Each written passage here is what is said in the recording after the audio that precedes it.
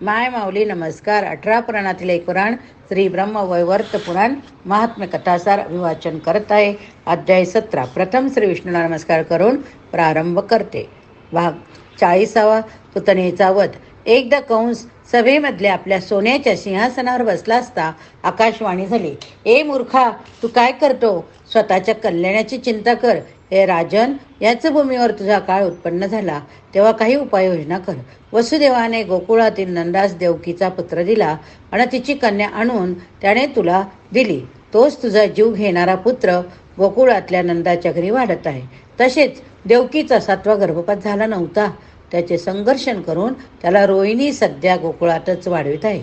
तेव्हा गोकुळात वाढणारे कृष्ण बलराम दोघेही तुझे शत्रू. ही आकाशवाणी ऐकून कंसाने मान खाली घातली.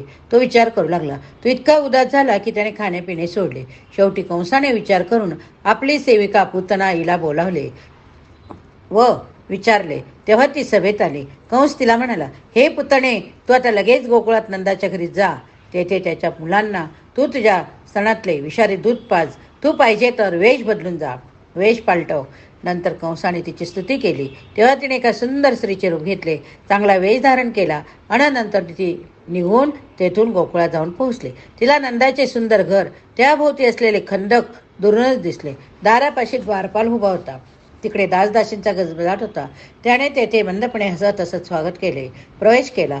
तिच्या बाह्य स्वरूपाकडे पाहून ती कोणीतरी देवता असावी असे तिथल्या गोपींना वाटले. त्यामुळे त्यांनी तिचे स्वागत केले. चौकशी केली. तिने गोड बोलत त्यांची चौकशी केली. अखेरीस तिने कृष्ण बलरामाबद्दल विचारले.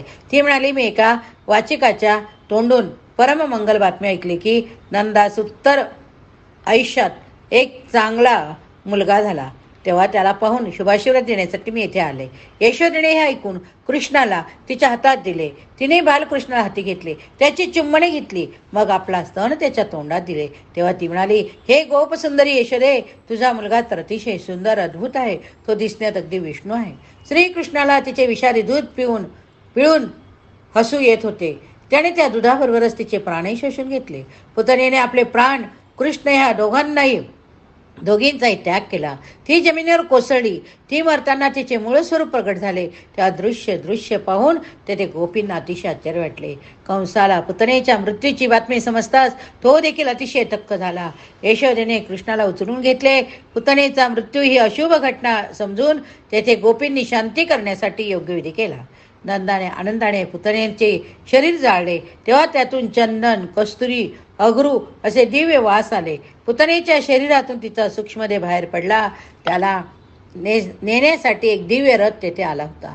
हे ऐकून नारदाने विचारले, ही राक्षसी असूनही तिने असे काय पुण्य केले होते की तिला नेण्यासाठी दिव्य रथ आला? श्री नारायण म्हणाले, राजा बळीने जेव्हा यज्ञ केला होता तेव्हा त्याची रत्नमाला नावाची कन्या होती. तिला वामनरूपी विष्णूचे स्वरूप पाहून मोह उत्पन्न झाला होता. परंतु हा मोह म्हणजे पुत्राची भावना होती. तिच्या मनात तेव्हा असा विचार आला होता की जर हा माझा मुलगा असता तर मी याला मांडीवर घेऊन दूध पाजले असते. तिच्या मनातील भाव हरीने ओळखल्यामुळे ते पूर्ण करण्यासाठी हरीने तिला पुतनेचा जन्म दिला आणि अशा रीतीने श्री विष्णूंना दूध पाजण्याची आपली इच्छा पुतनेच्या स्वरूपातील रत्नमालेने पूर्ण केली. केवळ ह्या एकाच गोष्टीमुळे तिला दिव्य लोक मिळाला आणि तिला तिथे घेऊन जाण्यासाठी दिव्य रथ आला होता. अध्याय 41. बालकृष्णाच्या लीला. श्री नारायण सांगू लागले, पुतनेचा वध झाल्यानंतर एक दिवस नंदाची पत्नी यशोदा श्रीकृष्णाला जवळ घेऊन घरातील कामे करीत होती. तेव्हा श्रीकृष्णाला समजून आले की वादळाचे रूप धारण करून तृणाव्रत नावाचा राक्षस गोकुळात येत आहे. तेव्हा श्रीकृष्णाने आपले शरीर जड केले. श्रीकृष्णाच्या भारामुळे दमून जाऊन यशोदेने त्याला खाली सोडले आणि झोपवले. त्यानंतर तो यमुनेच्या वाटेने पाणी आणायला गेले. त्याच वेळी तृणाव्रत तेथे येऊन पोहोचला. त्याने श्रीकृष्णाला तेथून उडवले आणि दूर नेऊन टाकले. वाटेतल्या सर्व झाडांना तुडवत तो राक्षस फिरत होता. त्यामुळे गोकुळात अहंकार माजला. परंतु शेवटी श्रीकृष्णाच्या स्पर्शाने तो राक्षस बलहीन होऊन शेवटी मुक्त झाला. वादळ शमल्यानंतर श्रीकृष्णाला झोपवले होते तेथे तो नाही हे पाहताच यशोदा गोपी भीतीने व्याकुळ झाल्या. काही जण तर बेशुद्ध पडले. सगळेजण त्याला शोधू लागले. अखेरीस दूरच्या एका पुष्प उद्यानात धुळीमध्ये पडलेला श्रीकृष्ण त्यांना सापडला. तो एका सरोवराच्या काठी आकाशाकडे पाहत रडत होता. तेव्हा त्याने त्याला उचलून नंदाकडे दिले.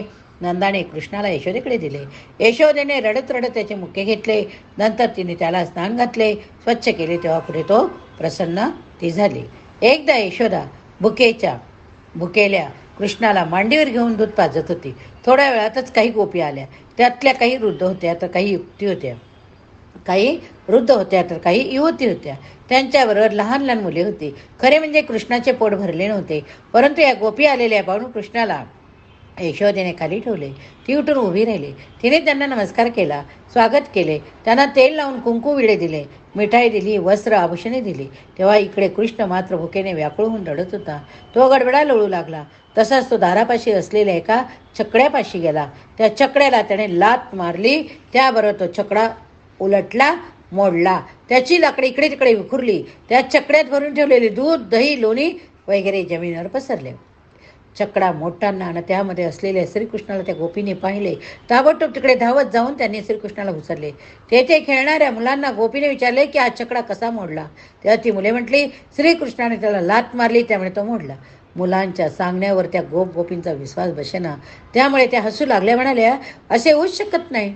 परंतु त्या अरिष्टातून जिवंत झालेल्या श्रीकृष्णासाठी त्यांनी स्वस्ती वाचन केले. एकदा यशोदा अशीच कृष्णाला दूध पाजत होती. तेव्हा तेथे एक तेजस्वी ऋषी आले. त्यांच्याबरोबर शिष्याचा समुदाय होता. त्यांच्या हातात स्फटिकाची एक माळ होती. तिचे मणी ओढीत ओढीत ते परब्रह्माचा जप करीत होते. त्यांच्या हातात दंड देखील होता. त्यांच्या अंगावर पांढरे स्वच्छ वस्त्र होते. डोक्यावर पांढरे छत्र होते. तशाच पांढऱ्या शुभ्र त्याच्या दातांच्या पंक्ती होत्या. त्यांच्याकडे पाहून असे वाटत होते की जणू काही चारही वेदांचे तेज एकत्र झाले. त्यांचे नाव विप्रदेवस्य होते. त्यांना पाहताच यशोदेने त्यांना बसण्यास सोन्याचे सिंहासन दिले. पाद्य, अर्ध्य, मधुपर्क दिले. नंतर तिने त्यांना प्रणाम केला. तसेच कृष्णाकडूनही त्यांना नमस्कार करून घेतला. त्यांनी मनाने शेकडो वेळा कृष्णाला नमस्कार केला. तोंडाने मात्र आशीर्वाद दिला. त्या ऋषींच्या शिष्यांना नमस्कार करून यशोदेने त्यांचे स्वागत केले. नंतर हात जोडून तिने त्यांना म्हटले, जरी आपण स्वतःच्या आत्म्यातच तल्लीन होणारे आहात तरी मी आपले नाव विचारू इच्छिते, कारण स्त्रिया नेहमी बुद्धिहीन असतात. म्हणून माझ्या चुकीबद्दल तुम्ही क्षमा करा. इतके बोलून यशोदा भक्तिभावाने त्यांच्यासमोर बसली. नंदाला बोलवण्यासाठी तिने एक मनुष्य पाठवला. यशोदेचे बोलणे ऐकून ते मुनी आणि त्यांचे शिष्य हसले. मग ते तिला म्हणाले, आपले वर्णन सर्वात अधिक गोड, ते लौकिक असून यावेळी उचित आहे. सर्व गोपरूपी कमळांचा गिरी हा सूर्य होता. त्यांची पत्नी लक्ष्मीसारखी होती. त्या पद्मावतीचीच तू कन्या. पित्याचे यश वाढविणारी असल्यामुळे तुझे नाव यशोदा. नंद, तू बालक याबद्दल मला सर्व माहीत आहे. आज तेच सांग